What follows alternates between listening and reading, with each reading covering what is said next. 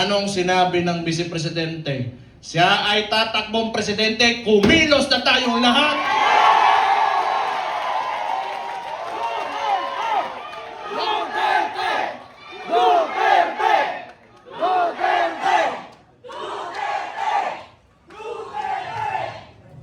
Ang gusto ng tingin ko lang naman ito kasi hindi ko rin naman talaga mahulaan kung ano nasa isip ng kapatid ko. Tayo, tama yung sinabi ni Rob Francis kanina, may galit tayo. Galit na, lahat tayo galit dito. Kaya nga tayo nagtipon-tipon kasi gusto natin na may pagbabago na nangyari. Kasi yung pagbabago na yon kinuha ni Bongbong Marcos. Nandun na sana tayo.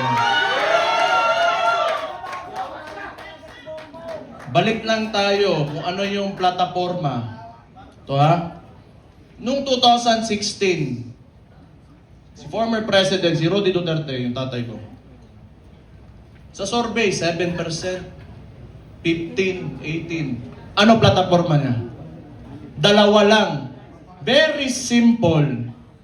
But it reflected the sentiments of the people. Yung masa. Drugs and corruption. Anong binalik ni BBM ngayon? Drugs and corruption.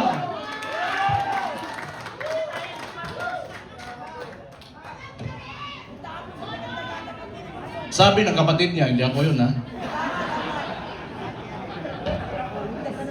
O safe na ba ako, attorney? Sabi ng kapatid niya eh, hindi ako nasabi nun eh, di ba? Na-addict daw yung kapatid niya, ang maulagin na ba?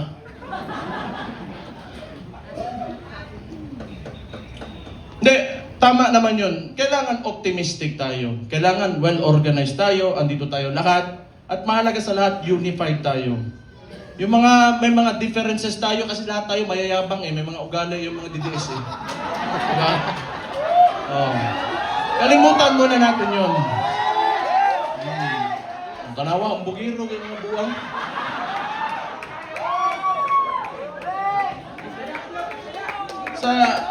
Sa ngayon, kailangan organisado tayo.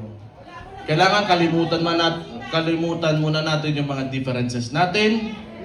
Magkaisa tayo. Yes! At since nagdeklara na natatakbo yung principal natin, who is the Vice President, Sara Duterte, magsimula na tayong kumilos.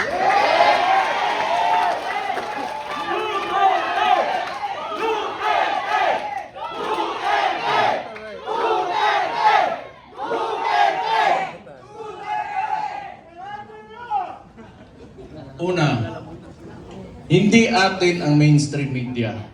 Yan ang pinakamalaking, pero wala naman din maniwala na sa kanila ngayon.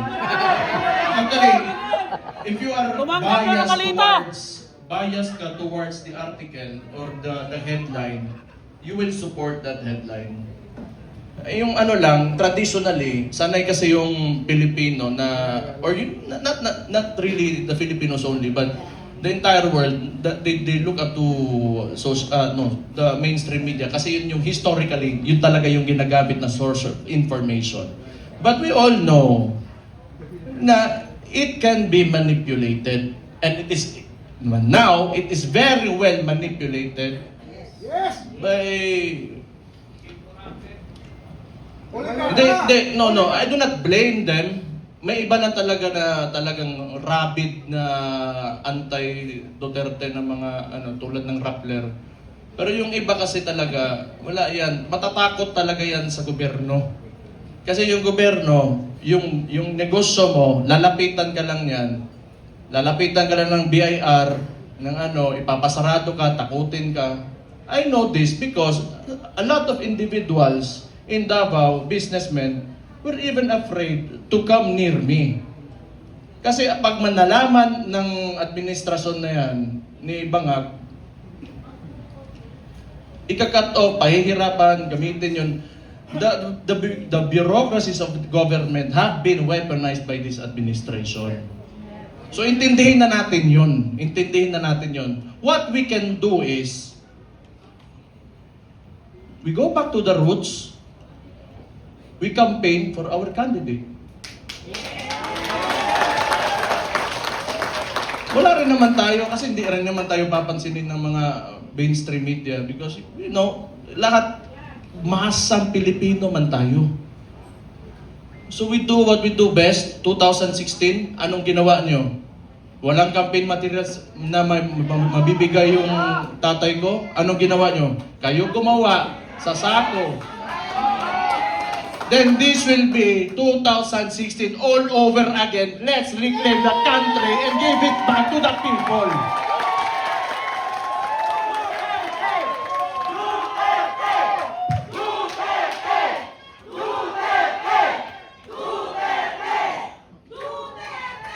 I just want to mention yung binanggit ni yung idol ko rin ni si Robin Hood Padilla kanina na totoo naman yung mga oligarko na yan.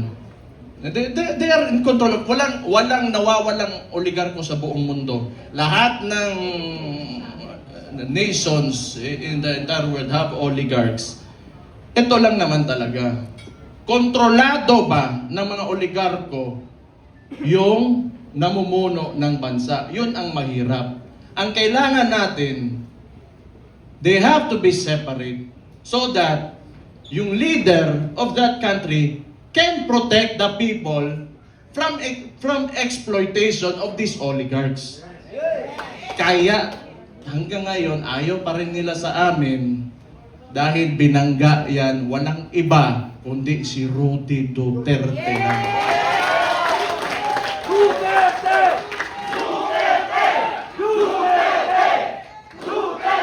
So siguro naman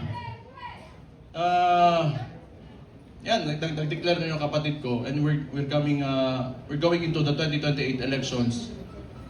Pakiusap ko lang sa mga oligarko, may yung mga mayayaman, malalaking negosyante talaga that have command of the economy. Maawa naman kayo sa mga tao. Maawa naman kayo sa mga tao.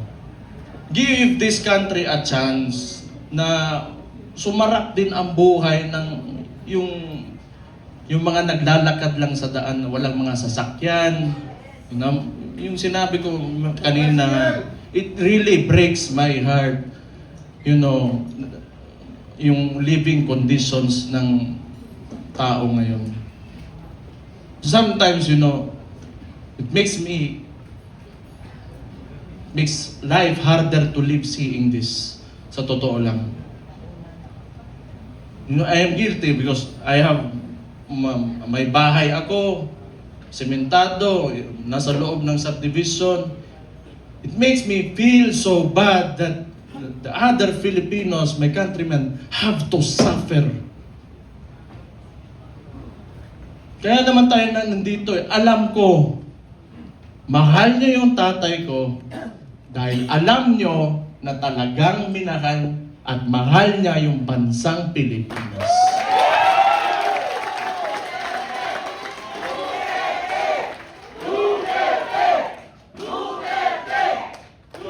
We have to, you know, turn this around. We have to make this country turn around. Hindi pwedeng ganito. Andun na tayo. Alam ko, kahit yung tatay ko nasa Netherlands, binigay sa mga dayuhan.